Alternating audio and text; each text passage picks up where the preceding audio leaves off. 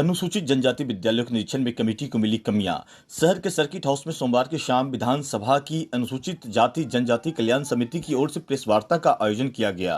Press वार्ता में समिति के अध्यक्ष पूर्व सीएम जीतन राम मांझी, मखदुमपुर विधायक सतीश दास, बाराचट्टी विधायक ज्योति मांझी, मसौढी विधायक रेखा देवी मौजूद थी।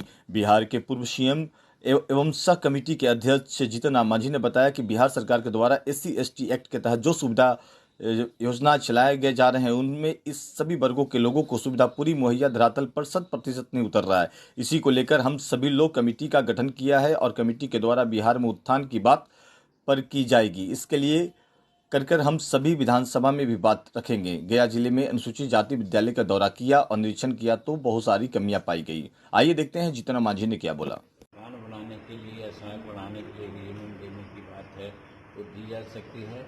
उसके लिए विलेज कमेटी बनती है और अनुमंडल में कमेटी बनती है और फिर जिला में कमेटी बनती है। तो हम जब DFO से पूछा यहाँ पर तो उसने अनभिज्ञता जाहिर की।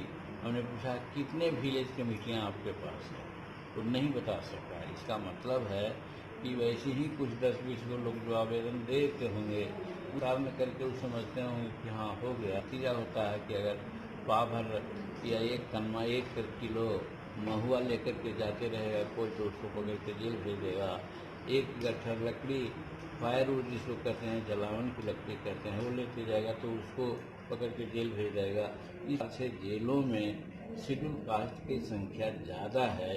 इस बात को भी हम लोगों ने देखा है, जेलर से पूछा है कि वहाँ पर 70% सिर्फ और सिर्फ शेड्यूल कास्ट के लोग हैं और उन लोग कोई डकैती और कोई बहुत बड़ा हत्या के जुर्म में नहीं है। या तो छोटा मोटा शराब पीने के, या नहीं तो फिर वही जंगल की लकड़ियां हैं उसके लिए जंगल के जो प्रोडक्ट्स है जिस पर उनका अधिकार है उनको चलते भी उनको जेल में भेजा गया है। तो कहने का मतलब फॉरेस्ट राइट एक्ट का कोई या अन्य लोग हैं जो जंगल में रह रहे हैं उनका अधिकार है, उस अधिकार की रक्षा नहीं हो पा रही है। बड़ा विडम्बना है।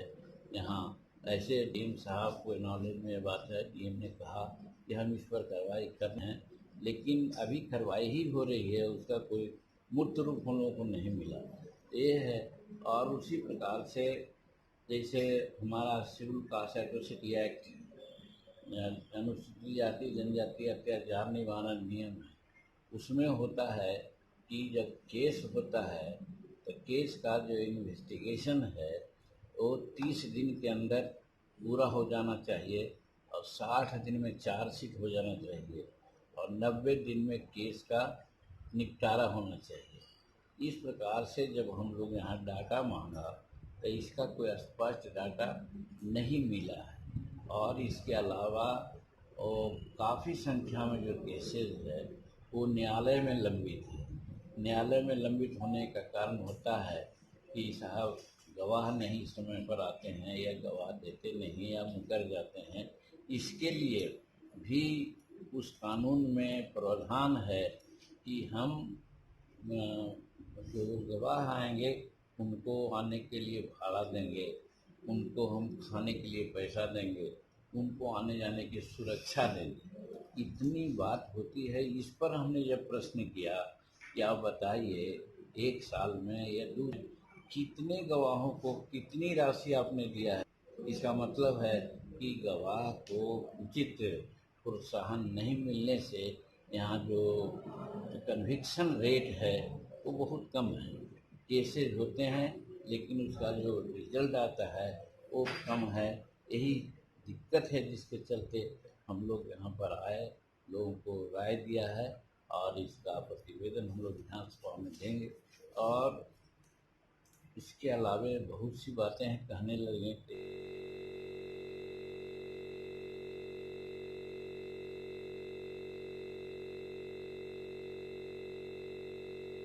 उसमें गया जिला पीछे है। बहुत सारी केसेस अभी पेंडिंग है जिसमें गिरफ्तारियां नहीं हुई हैं। जो बरसों जो 2016 का केसेस है उसमें गिरफ्तारियां नहीं है। अभी हाल में ही केंद्र सरकार का एक आदेश आया है SC/ST एक्ट में यदि FIR होता है तो उसमें गिरफ्तारी अनिवार्य है, लेकिन अभी भी गिरफ्तारी नहीं हो पाया है। बहुत सारे हीनियस क्राइम है जो बलात्कार का, हत्या का मामला है जिसमें अभियुक्त फरार है तो पुलिस प्रशासन जितना उनको सपोर्ट करना चाहिए था, जितना जल्दी उनका एफआईआर दर्ज करना चाहिए था, वो नहीं हो पा रहा है। जैसे एसपी महोदया ने बताने की कोशिश की कि हमारे आने के बाद में एफआईआर की संख्या बढ़ी है, लेकिन आज भी हम लोगों को, अध्यक्ष जी को, तमाम जनप्रतिनिधियों को शिकायत मिलता है कि उनके साथ मारपीट होता है, छेड़छाड़ होता है, लेकिन उनका एफआईआर थाना में दर्ज नहीं होता है। इन्होंने तो, अध्यक्ष जी ने कहा कि जो ऐसे लोग हैं, क्या एक भी ऐसे लोगों पर जो थाना प्रभारी हो या जो उनको सपोर्ट नहीं किए हो, उनको न्याय दिलाने में मदद नहीं की हो, ऐसे व्यक्ति पर क्या SC/ST एट्रोसिटी एक्ट के तहत कोई एफआईआर हुआ है? जब मुख्यमंत्री थे आदरणीय जीतनराम मांझी जी, तो फुलवारी के दरोगा पर इन्होंने एफआईआर करने का काम किया था, क्योंकि SC/ST के साथ में शोषण जुर्म हुआ था, उसका एफआईआर दर्ज नहीं हुआ था। तो इस तरीके के काम करके गया जिला में एक उदाहरण सेट किया जा सकता था, जो अभी तक नहीं हुआ है।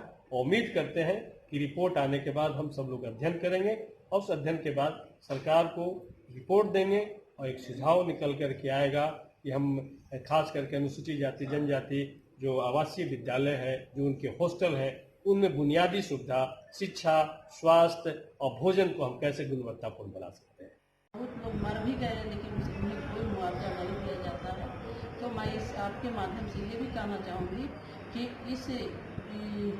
इस अभ्यास के दौरान जो भी मौतें होती है वनवासी की गोला से, तो उसको आपदा में शामिल करके उन्हें उन गरीबों को, और जैसा कि हमारे सतीश भाई हमारे पालन हो, और ये भी हम कमेटियों की ओर से हम अपने सभापति महोदय को मैंने आग्रह किया है कि जो राज्य सरकार से होने का जो भी काम है आप हम सब मिलकर यहाँ करावें, अन्यथा नहीं तो फिर केंद्र से जो योजनाएं चल रही है जिससे लोगों को बहुत गंदगी था वहाँ पर, बहुत बोले हम लोग, बोला कि प्रिंसिपल वहाँ से कि हम लोग साफ कराते हैं, लेकिन पानी उनी की समस्या गिरने का कि जो भी रहे, लेकिन सफाई होना चाहिए।